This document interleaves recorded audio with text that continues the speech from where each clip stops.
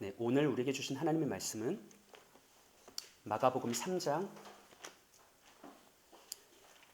20절부터 마지막 끝 35절까지인데요. 마가복음 3장 20절로 35절인데 낭독은 31절부터 하겠습니다. 낭독은 31절부터 제가 읽겠습니다.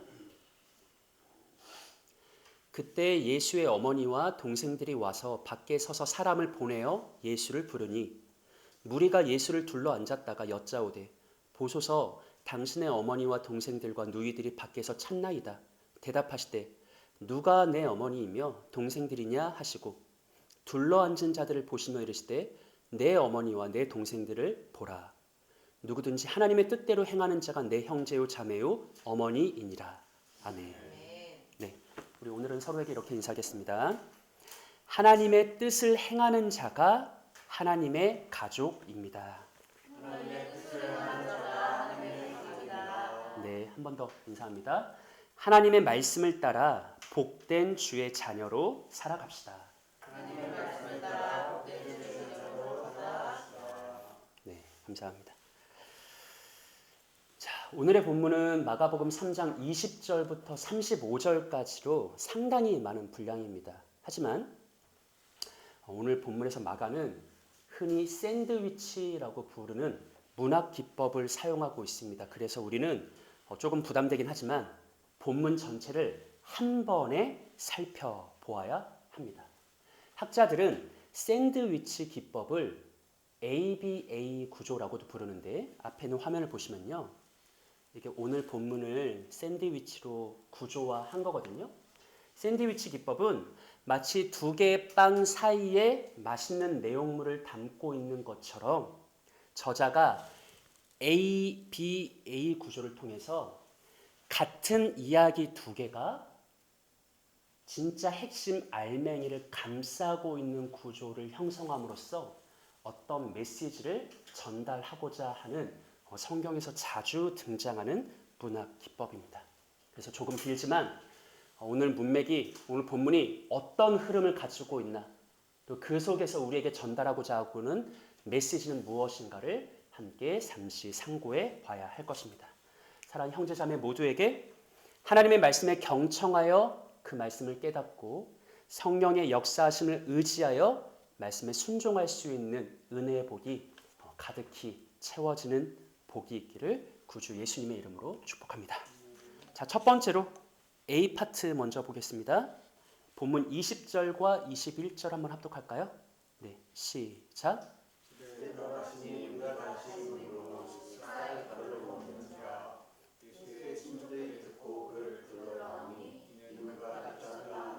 아멘. 자, 오늘 본문이 어떻게 시작합니까? 예수께서 뭐 하셨다? 집에 들어가셨다. 그런데 우리가 바로 이전 본문, 곧 지난 시간에 살펴본 것처럼 예수님은 자신과 모든 순간을 함께 할 목적으로 누구를 부르시고 세우십니까? 12 제자들을 부르셨죠. 그러니까 본문에서 마가가 생략했지만 예수님은 집에 들어가실 때 누구와 함께 들어가셨을까요? 당연히 12 제자들과 함께 들어가셨겠죠. 그리고 아마도 우리가 지금껏 몇 차례 살펴본 것처럼 이 집은 어떤 집일까요? 아마도 누구의 집? 베드로의 집이지 않았을까? 지금 몇 차례 이렇게 그런 일들이 있었잖아요. 예수님이 제자들과 함께 베드로의 집에 들어가셨습니다. 그런데 어떤 일이 벌어집니까? 역시나 무리들이 귀신같이 알고 예수님에게로 몰려들었습니다. 그래서 예수님은 뭐 할 겨를도 없이 식사할 겨를도 없이 다시 복음 사역에 매진할 수밖에 없었던 거죠. 그런데 그때 오늘 본문의 이 첫 번째 A 부분의 그 배경이 시작되는데 어떤 내용이 되냐면 21절. 예수의 친족들이 듣고 그를 붙들러 나오니 이는 그가 뭐 했다? 미쳤다. 이게 오늘 본문의 사건의 배경 발단입니다. 자, 우리가 가지고 있는 개역 개정 성경과 공동 번역 성경은 예수의 친족들이라고 번역했는데 반면에 바른 성경과 새번역 성경과 ESV 성경은 모두 이것을 예수의 가족들이라고 번역했습니다.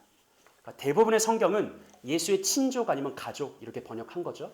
근데 학자들에 따르면 예수의 친족으로 번역된 헬라어 표현이 사실은 좀 애매한 표현이래요. 정확히 문자적으로 말하면 예수와 가까운 자들을 지칭하는 굉장히 넓은 개념이래요. 그러니까 한 가지 확실한 것은 21절만 보면 이게 예수의 친족인지, 예수의 가족인지, 친구인지, 이웃인지, 동료인지 정확히 알 수가 없어요. 근데 여러분 한 가지 우리가 서두에 말한 것처럼 만약에 오늘 본문에서 마가가 샌드위치를 사용한 게 맞다면 이 A와 정확하게 일치하는 A 다시가 있잖아요. 그것과 병행해서 볼 경우 이 예수님과 가까운 사람들의 정체가 누구인지를 우리가 확인할 수 있는 게 21절과 병행을 이루는 A 다시의 31절을 우리가 한번 읽어볼까요? 합독합시다. 시작. 그때 예수의 어머니와 동생들에서 밖에서 사람을 보내어 예수를 부르니. 네. 그러니까 우리가 어떻게 정리할 수 있죠? 마가가 샌드위치 기법을 사용한 게 맞다면 A에 등장하는 그 사람들은 누구다?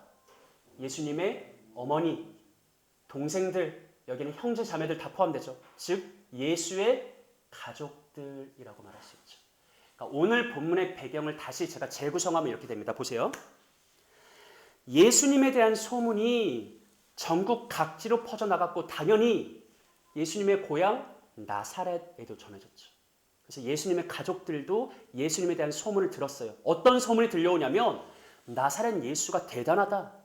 그가 기이한 능력으로 귀신을 쫓고 병을 고친다더라라는 소문이 들려오죠.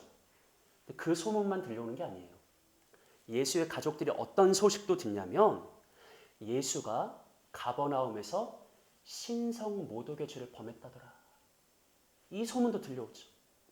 예수가 가는 곳마다 바리새인 서기관들과 충돌한다더라, 논쟁한다더라, 대립한다더라 이 소문이 들려오죠.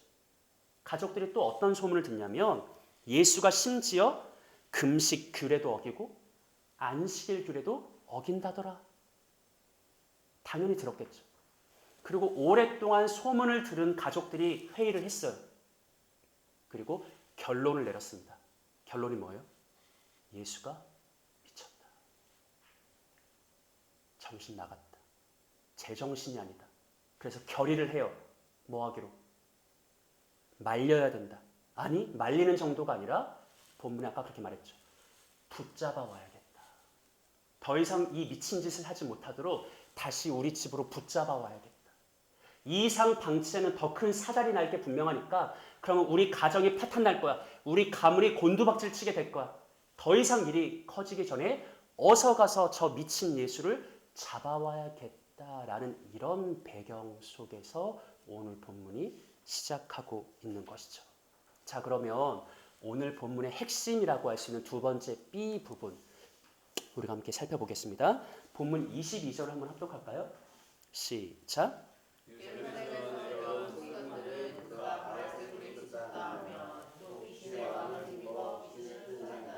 아멘. 자, 예루살렘에서 이번에는 서기관들이 내려왔습니다. 근데 그 서기관들이 뭐라고 주장합니까? 그가 바알세불이 집혔다. 좀 어려운 말이죠. 바른 성경 바알세불이 들렸다.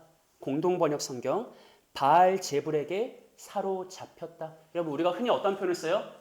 저 귀신 들렸네. 귀신 쓰였네. 이런 표현 쓰잖아요. 오늘 본문에서 서기관들이 바로 그렇게 예수를 비방하는 거죠. 서기관들은 예수님이 귀신들의 왕인 바알제불 들렸다. 바알제불 쓰였다. 그래서 예수가 귀신도 내쫓고 병을 고치는 게 맞는데 그것은 사실상 누구의 힘을 빌어서 하는 거다? 바알세불 귀신의 왕의 힘을 빌어서 하는 거다라고 주장했습니다. 자, 여러분 여기서 우리가 먼저 주목해야 될 한 가지 흥미로운 게 있어요. 되게 중요한 건데 심지어 예루살렘에서 작정하고 내려온 서기관들도 예수님의 기적 자체는 부정하지 못합니다. 무슨 말인지 이해되시죠? 서기관들은 지금 예수님 작정하고 비방하려고 온 거예요. 근데 그들조차도 예수님이 기적을 행하고 있다는 그 사실은 부정할 수가 없어요. 나사렛 예수를 통해 귀신이 쫓겨난다. 병이 고쳐진다라는 이 기적의 사실 자체는 부정할 수가 없는 거죠. 이것마저 부정하면 백성들이 아마 서기관들을 인정하지 않았을 거예요. 서기관들을 지지하지 않았을 거예요. 오히려 서기관들을 적대했을 거예요. 그러니까 서기관들도 그거가 예수가 기적을 일으키는 게 사실이라는 것은 잘 알고 있어요. 그래서 서기관들은 작전을 변경합니다. 예수가 기적을 일으키는 것 자체는 공격을 못해. 그러니까 뭘 해야 되죠? 그 기적의 근원, 그 기적의 근거, 그 기적이 어디서부터 온 건데 바로 이 부분을 집요하게 공략하기 시작하죠. 나사렛 예수가 정말 메시아인 줄 아느냐? 나사렛 예수가 정말 하나님의 권능과 능력으로 이 일들을 행하는 것 같냐? 아니다. 너희가 속고 있다. 우리가 보니, 우리가 판단하니 예수는 귀신 들렸다. 예수는 귀신들의 왕 바알세불의 힘을 입어서 귀신들을 내어 쫓는 쇼를 행하고 있을 뿐이다. 바로 이렇게 서기관들이 중상모략한 것입니다. 자, 그렇다면 이에 예수님이 어떻게 대응하시는지 우리 목장 나눔지를 보면서 교독하겠습니다. 예수께서 그들을 불러다가 비유로 말씀하시되 사탄이 어찌 사탄을 쫓아낼 수 있느냐?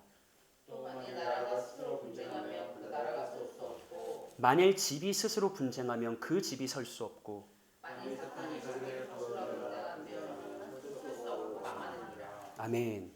서기관들의 비방 앞에 예수님이 대응하시는데 첫 번째로 비유를 말씀하십니다. 23절 하반부를 보면 사탄이 어찌 사탄을 쫓아낼 수 있느냐? 무슨 말이에요? 야, 사탄도 사탄과는 싸우지 않아 이거죠. 그러면서 예수님이 아주 상식적인 예를 두 가지 들어요. 생각해봐. 첫 번째, 만일 나라가 스스로 분쟁하면 그 나라가 제대로 서겠니? 그럴 수가 없다. 또 다시 생각해봐. 만일 집이 스스로 분쟁하면 그 집이 제대로 설 수 있어? 당연히 그럴 수 없지. 예수님 뭐라고 말씀하시는 거예요? 26절에. 만일 사탄이 자기를 거슬러 일어나 분쟁하면 설 수 없고 망한다. 이걸 사탄이 알아요, 몰라요? 알아요. 야, 너무 사탄을 띄엄띄엄 보는 거 아니냐? 귀신들도 자기들끼리 싸우면 안 된다는 것을 너무나 잘 알고 있다. 너희는 내가 바알세불의 힘을 빌어서 귀신을 내어 쫓는다고 생각하지만 사탄이 어찌 같은 편인 귀신을 내어 쫓겠니?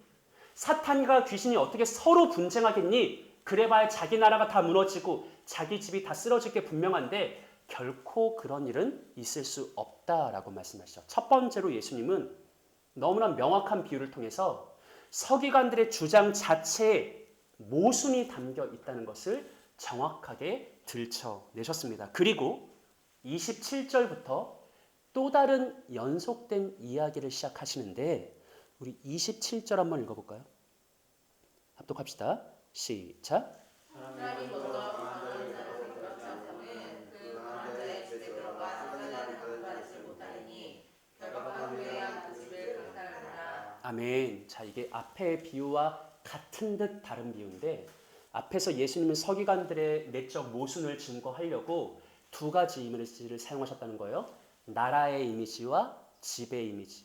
그리고 그것을 그대로 이어받아서 이번에는 비유로 예수님의 메시아 사역이 무엇인지를 설명하십니다.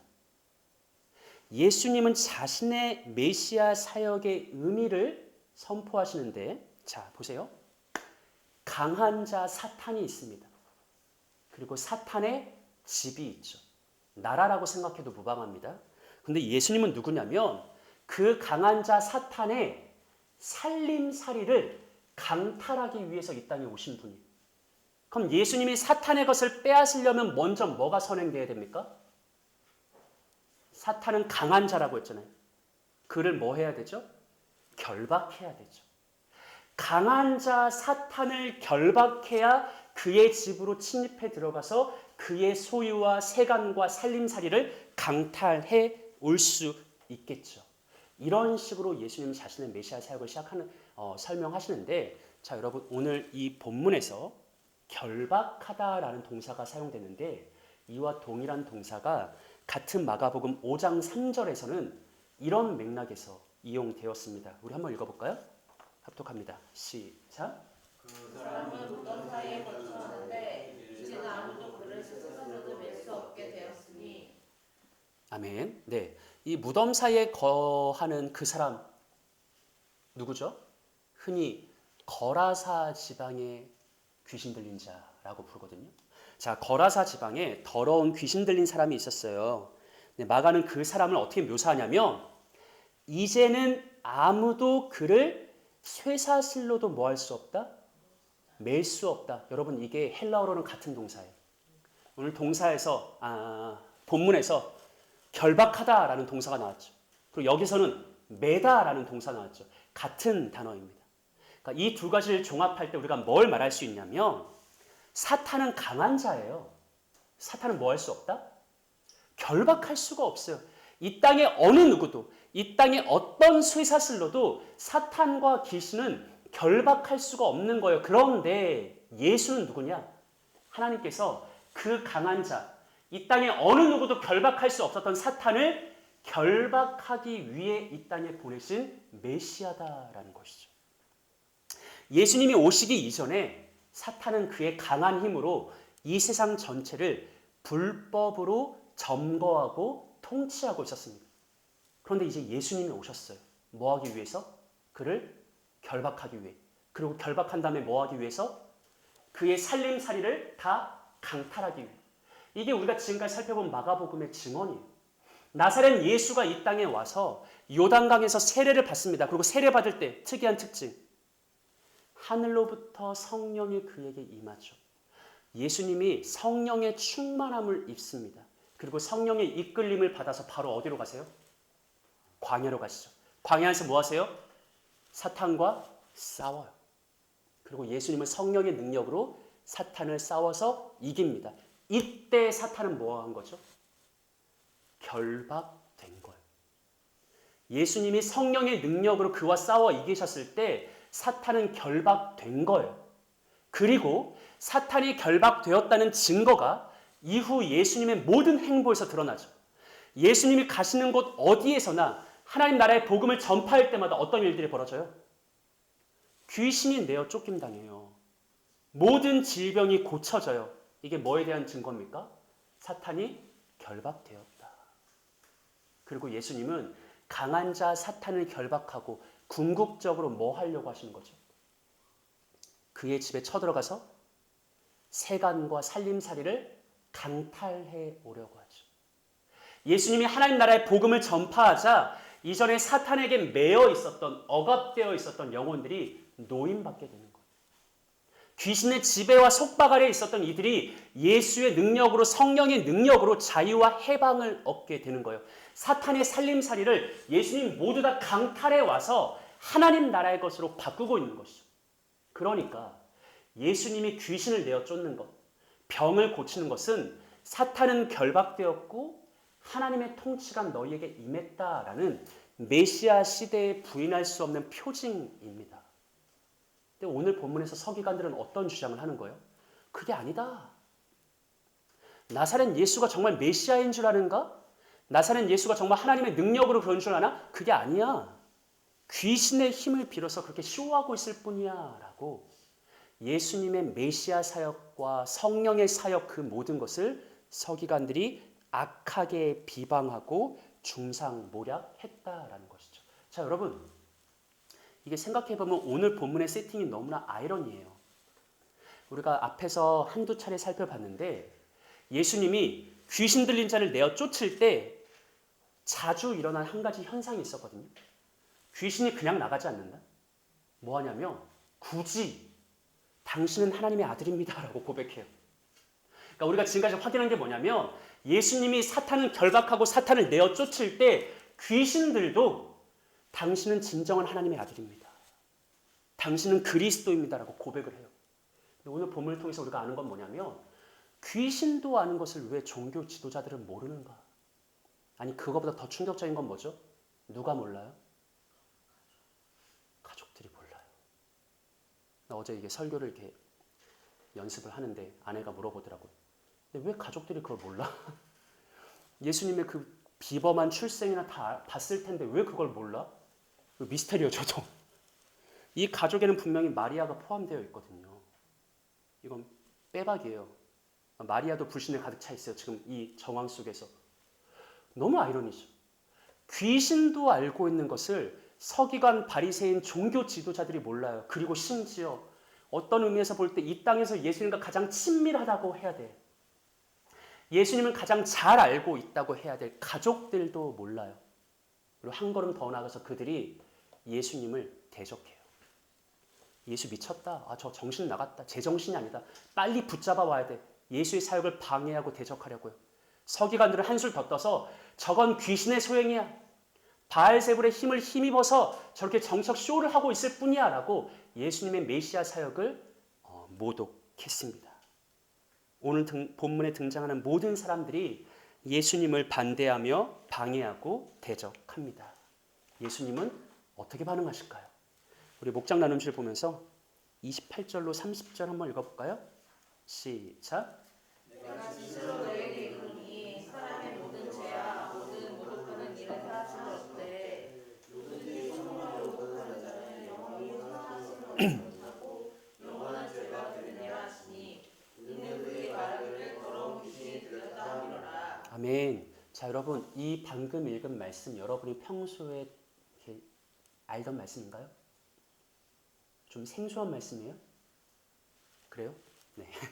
자, 예수님이 복음서 전체를 통해 하신 말씀 중에 가장 충격적이고 가장 무서운 구절 중에 하나로 손꼽히는 부분이거든요. 예수님이 하신 말씀을 문자 그대로 이해하면 이런 뜻이 돼요. 이 땅에는 용서받을 수 있는 죄가 있다. 그런가 하면 결코 용서받지 못하는 죄도 있다. 영원히 용서받지 못할 죄가 있다. 그게 바로 뭐다? 성령을 모독하는 죄다. 학자들이 보통 성령 모독죄라고 부르는 거. 근데 여러분, 이 부분은요, 제가 참고한 거의 모든 주석마다 학자들이 중요하게 다뤄요. 왜냐하면 어쩔 수 없는 인간 본성상 이 말씀을 읽으면 지난 2000년 동안 수많은 기독 신자들이 극심한 두려움에 사로잡혔어요. 아니, 영원히 용서받지 못하는 죄가 있다고? 혹시 내가 이런 죄를 범하진 않았을까? 과거의 어느 때? 그럼 나는 구원 못 받는 건가? 예수님이 너무 극단적으로 영원히 용서받지 못할, 결코 사함받지 못할 그런 죄가 있다라고 말씀하시니까 이 본문 자체가 우리에게 극심한 두려움을 자아낸다라는 것이죠. 그렇기 때문에 이 본문은 사실 오늘 본문의 맥락하고 좀 다르더라도 목회적 차원에서 한 번쯤 짚고 넘어가야 될 부분입니다. 자, 보세요. 여러분, 이 말씀에 대해서는 두 가지를 꼭 기억하셔야 돼요. 첫 번째, 방금 예수님 하신 말씀에는 어느 정도의 과장법은 포함된 말씀입니다. 요거 인정하셔야 돼요. 두 번째, 우리는 예수님의 진정한 의도가 무엇이었는지를 문맥을 통해 파악해야 합니다. 우리가 보고 싶은 것만 보면 안 되고 진짜 예수님의 의도와 목적이 무엇인지를 살펴야 된다라는 것이죠. 자, 문자적으로는 예수님이 이렇게 말씀하신 게 맞죠. 세상 모든 죄는 다 용서받을 수 있어도 성령을 모독한 죄는 용서받지 못한다. 영원히 용서받지 못한다. 맞죠? 그럼 우리가 이걸 한번 평가해 볼까요? 한 가지 극단적인 예를 들어서 한번 살펴보겠습니다. 자, 여러분이 생각하기에 대답해 보세요. 성령을 모독한 죄는 용서받을 수 있나요? 다시 말하면 예수 그리스도를 통해 드러나는 성령의 모든 역사를 부정하고 거부하고 방해하며 대적하는 죄인들이 용서받을 수 있을까요? 오늘 본문에서는 결단코 그럴 수 없다. 예외가 없다. 영원히 구원받을 수 없다라고 말하는 것 같지 않아요? 성령을 모독한 죄인은 회심할 수 있는가 없는가? 어떻게 생각하세요? 문자적 그대로 해석하면 이 말이 맞는 것 같잖아요. 근데 성경에는 이와 반하는 아주 선명한 예가 하나 있습니다. 누구의 회심? 네, 그 유명한 사도 바울의 회심이 있죠. 바울 사도는 스스로 고백해요. 내가 여러 연장자보다 내 스승, 내 선배 그 누구보다 유대교에 열심히 넘쳤던 사람이다. 내가 유대교에 헌신했던 사람이다. 내가 지나치게 유대교를 믿었다. 그래서 바울은요, 유대교의 이단인 예수를 부정했습니다. 예수가 행한 모든 일을 비난했습니다. 거부했습니다. 대적했습니다. 그의 가르침을 부정했고요. 그의 교회를 핍박했습니다. 할 수만 있으면 그의 교회를 지상에서 완전히 멸하고자 헌신했던 사람이었어요. 멀리 갈 것도 없이 바울이 바로 성령을 거부하고 성령을 모독하며 성령을 대적했던 죄인 중에 죄인, 죄인 중에 괴수예요. 예수님의 말씀을 문자적 그대로 해석하면 바울은 회심할 수 있다 없다? 없어요. 바울은 용서받을 수 있다 없다? 없는 거예요. 하지만 하나님은 바울을 용서하십니다. 여러분, 우리가 이 난해한 말씀을 대할 때 우리는 보고 싶은 걸 보거든요. 그러니까 우리는 곧장 두려움에 사로잡혀요. 아, 영원히 용서받지 못하는 그런 죄가 있어? 내가 이런 죄를 졌으면 어떡하지? 라는 이런 두려움에 사로잡힌다고요. 그런데 이 본문을 대할 때 우리의 마음은 어떤 식으로 작동해야 되냐면, 하나님도 용서하지 못하는 죄가 있어. 하나님이 결코 용서하지 않는 죄가 있어. 이게 먼저 작동하는 게 아니라 반대로 이 세상의 그 어떤 죄도 예수 그리스도의 은혜로 용서 못할 것은 없어 라는 복음의 원리가 먼저 작동해야 됩니다. 이 세상의 어떤 추악한 치명적인 죄도 설사 성령 모독죄라 해도 구주 예수 그리스도의 십자가 은혜로 용서받지 못할 죄는 있다 없다? 없다라는 것이죠.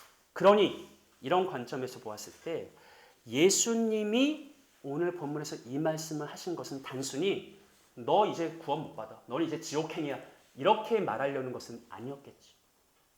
예수님은 어떤 다른 의도가 있었겠죠. 우리는 그 예수님의 의도가 무엇이었는지를 살펴봐야 하는데, 이런 거죠. 서기관들은 예수님을 비방합니다. 그런데 아까 제가 설교 서두에 말씀드린 것처럼 굉장히 중요한 것, 서기관들이 부정하지 못했던 한 가지는 뭐죠? 예수님이 뭐를 일으킨다는 것? 기적을 일으킨다는 것, 그거는 부정하지 못해요. 그거는 부정하지 못하니까 서기관들이 공격했던 게, 그 기적의 원천이 하나님이 아니라 귀신이다. 바로 이런 부분이었잖아요.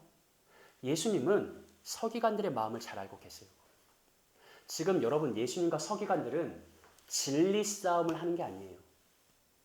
신학적 논리 싸움을 하는 게 아니에요. 이미 서기관들의 마음은 예수님을 향한 적대감과 미움과 시기와 질투로 가득해요. 우리가 그 전에 살펴봤죠. 바리새인들이 헤롯 당과 뭐 했다? 연합했어요. 결코 하나가 될 수 없는 그 둘이, 물과 기름과 같은 그 둘이 연합을 했어요. 이미 그들의 마음은 어떻게든 예수를 죽여버려야겠다. 이 시기 질투로 가득해요.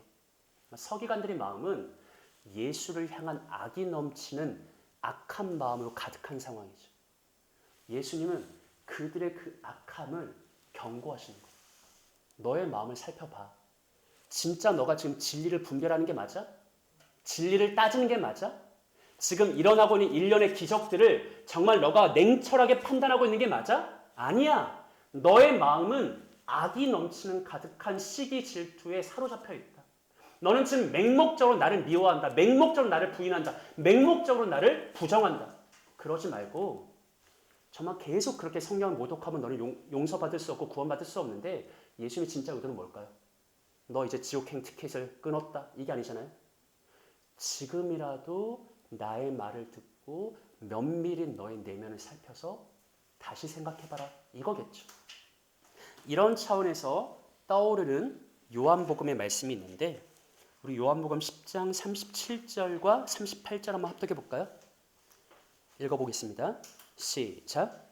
만일 내가 내 아버지 일을 행하지 아니하거든 나를 믿지 말려니와 내가 행하거든 나를 믿지 아니할지라도 그 일을 믿으라.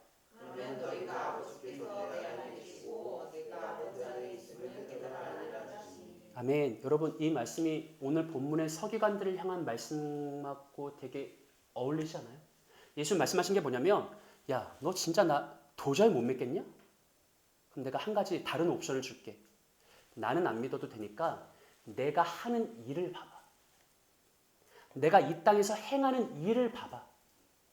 부정할 수가 없잖아.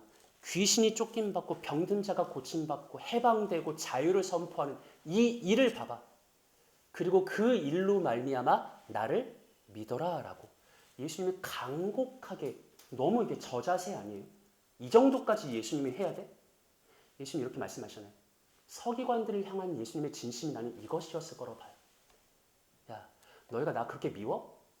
어떻게든 나를 죽이고 싶어? 알겠어. 그런데 이 시간 잠깐만 냉철하게 내가 하는 일을 순수한 중립적 차원에서 한번 봐봐. 내가 어떤 일을 하냐? 그 일을 성경 말씀과 비교해봐. 내가 정말 하나님이 예언하신 그 일을 행하는 거 아니야? 내가 정말 성령의 역사를 행하고 있는 거 아니야? 지금이라도 너가 마음을 잘 분별해서 바르게 판단해 봐라. 이게 진짜 예수님의 마음 아니었을까요? 한 가지 퀴즈를 낼까요? 서기관들은 이미 성령 모독죄를 범했어요. 맞죠? 네, 만약 우리가 가정을 한다면, 만약 예수님의 이 말씀을 듣고 그때서라도 서기관들이 마음에 찔림을 얻고 마음에 깨달음을 얻고 다시 예수님께로 돌이키려고 했으면 예수님이 받아주셨을까요? 안 받아주셨을까요? 당연히 받아주셨겠죠.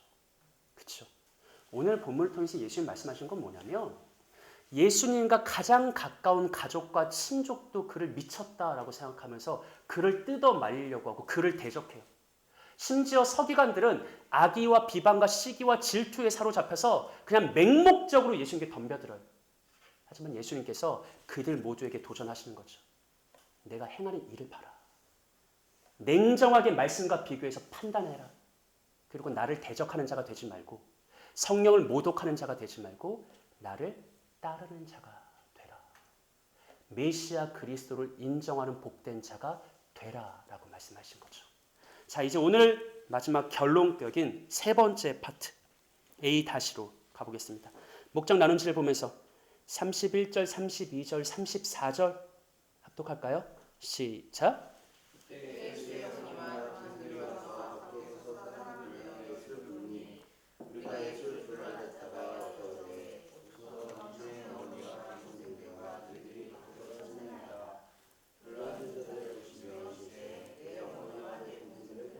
아멘. 자, 여러분 말씀 보세요. 그때 예수의 어머니와 동생들, 즉 가족들이 와서 어디에 서 있어요? 밖에 서 있죠. 그리고 예수를 불러요. 32절. 그런데 무리는 어떻게 있어요? 예수를 둘러앉아 있어요. 자, 그리고 그들이 여짜오되 보소서 당신의 어머니와 동생들과 누이들이 어디서? 밖에서. 34절. 예수님을 뭐한 자들이?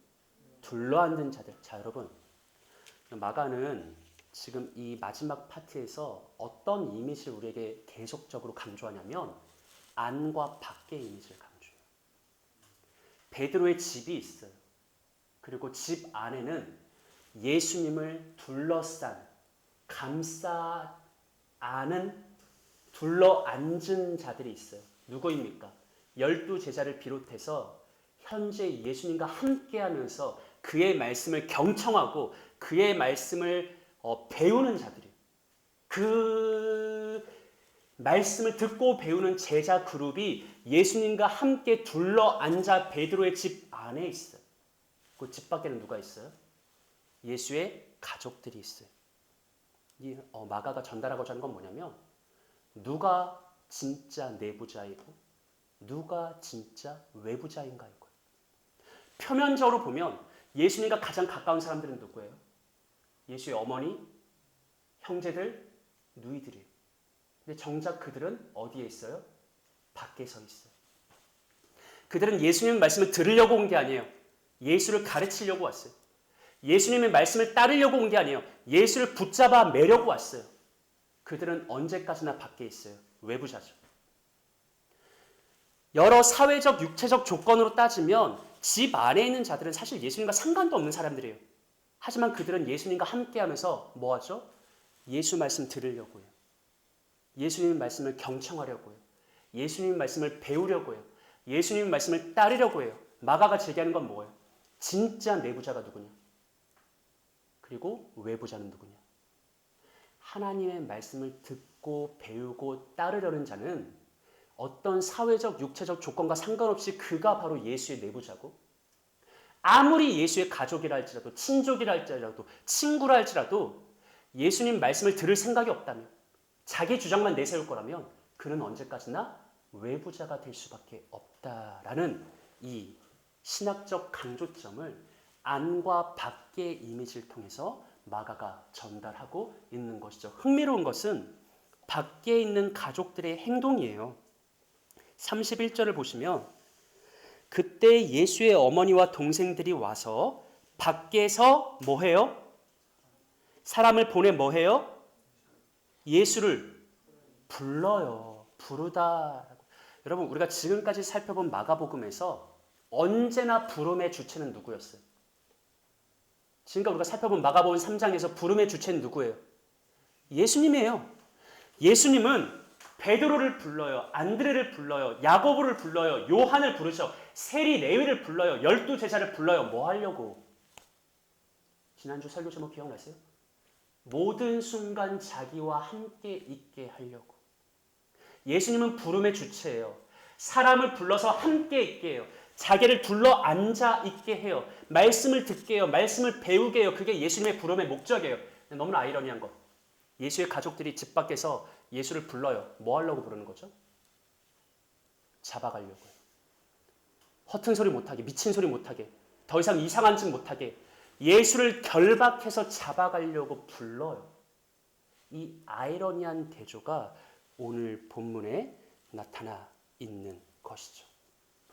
밖에서 가족들이 예수님의 사역을 방해하려고 저지하려고 대적하려고 예수를 부릅니다. 이때 예수님이 어떻게 반응하시는지 자 목장 나눔실 보세요. 제가 읽어보겠습니다. 33절부터 대답하시되 누가 내 어머니이며 동생들이냐 하시고 둘러앉은 자들을 보시며 이르시되 내 어머니와 내 동생들을 보라. 합독할까요? 시작.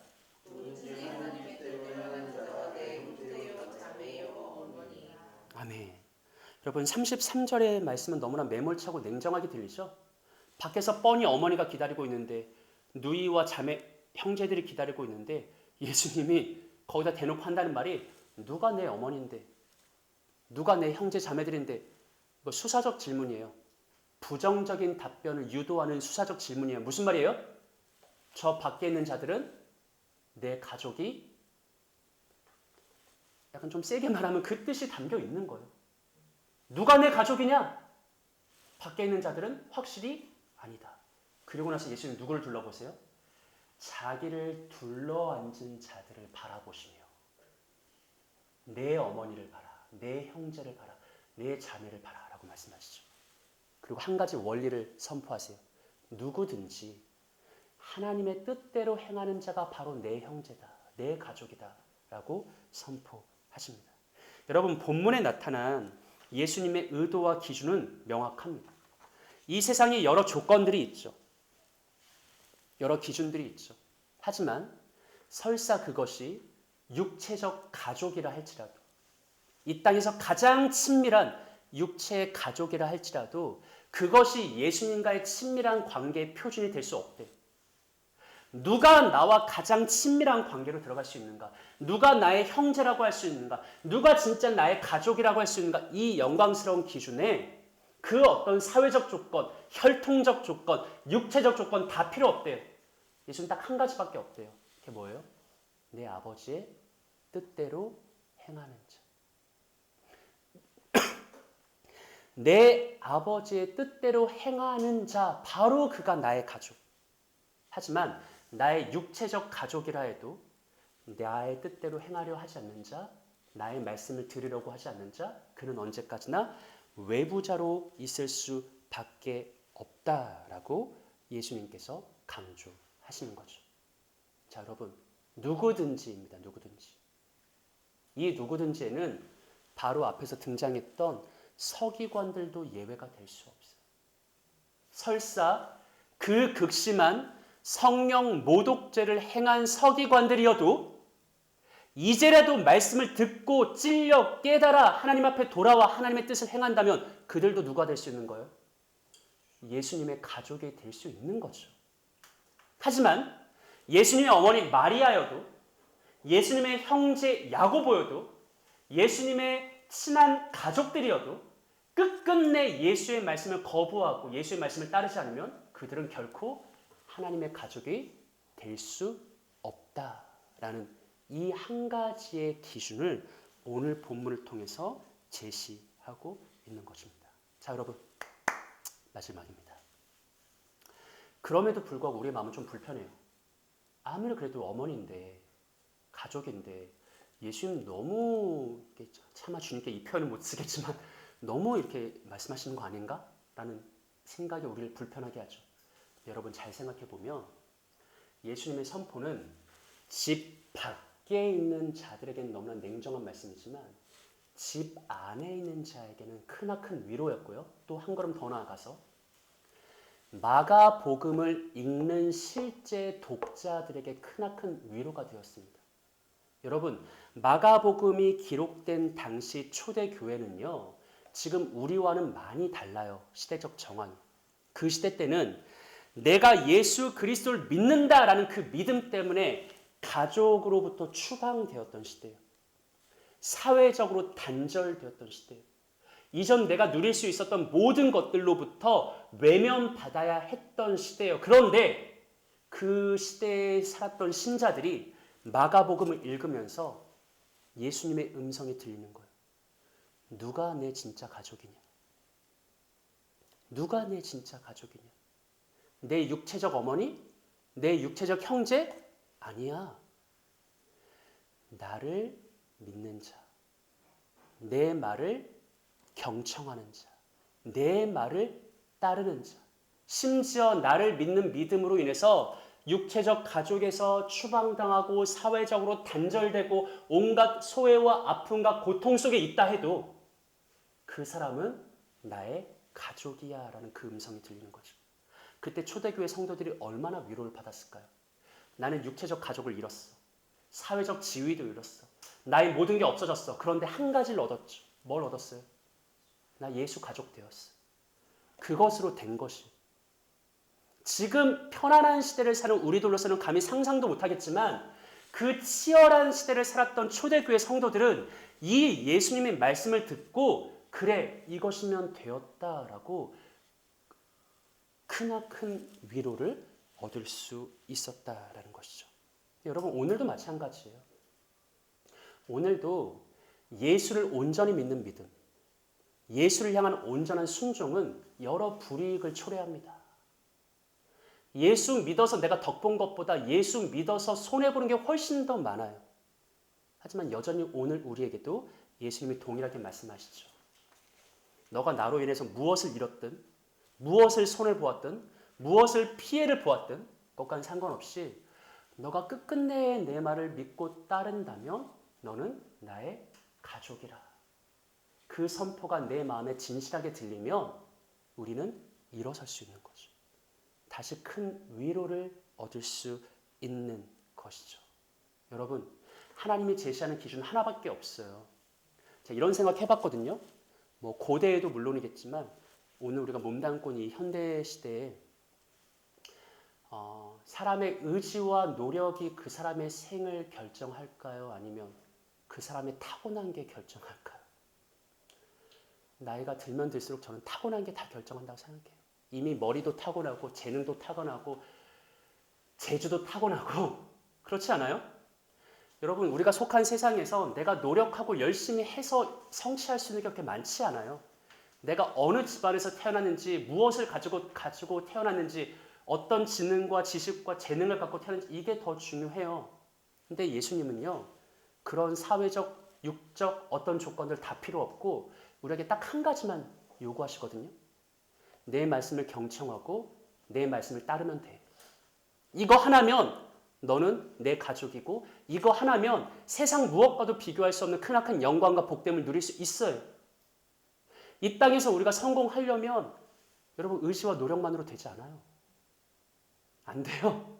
예수님은 어찌 보면 해볼만 하지 않아요? 내 삶을 한번 걸어볼만 하지 않아요? 예수 말씀 경청하고 예수 말씀 따라가면 된다. 그거 한 가지만 되었다. 그거면 가장 복되게 살아갈 수 있다. 그거면 내가 가장 영광스러운 존재로 만들겠다라고 약속하신다고요. 해볼 만한 거죠. 부름받은 신자로서 내 젊음과 내 생애와 내 모든 것을 한번 던져볼 만한 유익하고 영광스러운 가치이죠. 사랑하는 여러분, 5월이 시작되었습니다. 5월 한 달 동안 하나님의 말씀을 가까이 하시고 그 말씀을 경청하시고 그 말씀을 깨달으시고 그 말씀을 따라가는 복된 은혜 누리셨으면 좋겠습니다. 그리고 세상의 그 어떤 성취보다 내가 진짜 예수님의 가족 되었다라는 그 사실에서 위로를 받으시고 영광을 발견하시고 복됨을 누리시는 우리 복 있는 신자들 되시기를 구주 예수님의 이름으로 축복합니다. 우리 함께 기도할까요?